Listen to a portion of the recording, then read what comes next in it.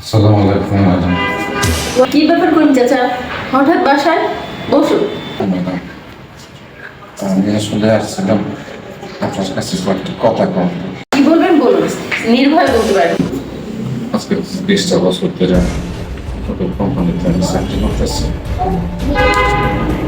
আপনার আপনার আব্বার কাছে আমি কথাগুলো কম, ওই সাহসটা আমার নাই।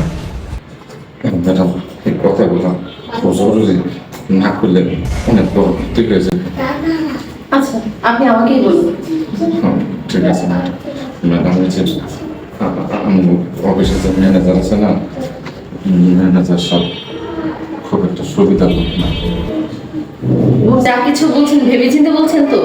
আপনি নিজ চোখে এরকম কার্যকলাপ দেখেছেন কখনো?